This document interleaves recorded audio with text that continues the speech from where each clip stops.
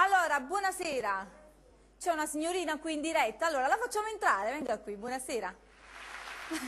Adesso mi fanno emozionare, buonasera.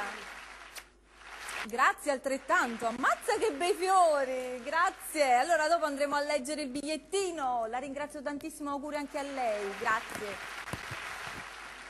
Allora, stupendi, stupendi, ecco qui, vorrei omaggiare a tutte le donne, però questi sono i miei.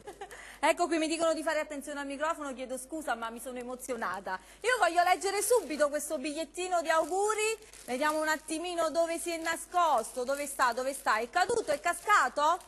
O se lo sono conservati magari, vai, è una sorpresa, vai, magari lo andiamo a leggere dopo.